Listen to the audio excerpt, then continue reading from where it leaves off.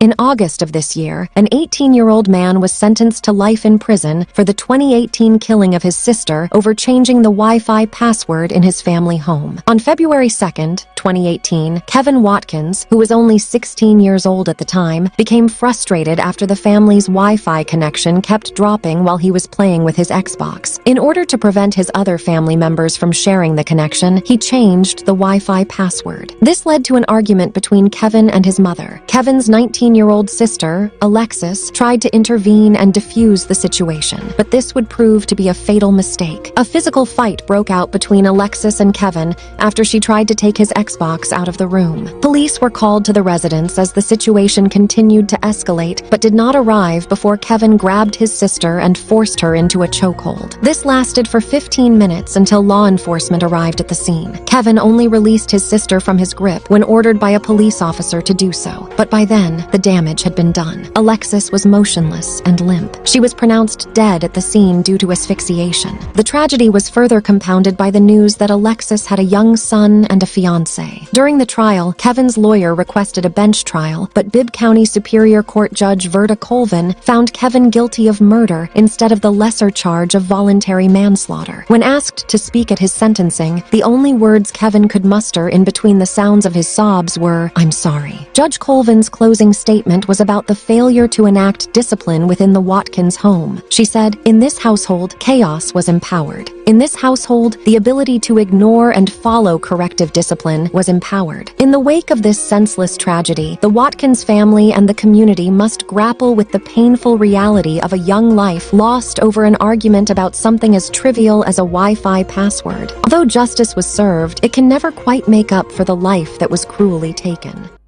Now, this is sad right here for the simple fact this loser killed his sister over something so stupid, dumb. I mean, I don't even know what else to say about it because he held her and strangled her for that long out of anger and rage. Like, what was really going on inside his mind when he did that? You don't attack women. You don't put your hand up towards women. You say what you gotta say, but that's about as far as it goes. You don't get violent, and if you feel that type of rage, you're supposed to walk away. And if you can't walk away, run away if you're feeling that type of rage.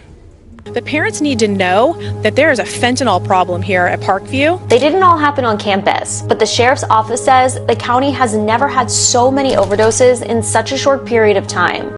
None of them were fatal, but they all required some sort of medical help like treatment, CPR, or the hospital. A student had to have Narcan and an AED used to revive them. Investigators believe all 9 cases involve fentanyl. The pills they found are being sent to labs to confirm that, and they're trying to find the source of the drugs. In a letter to educators on Monday, the Biden administration said every school should have the medication to prevent overdose deaths.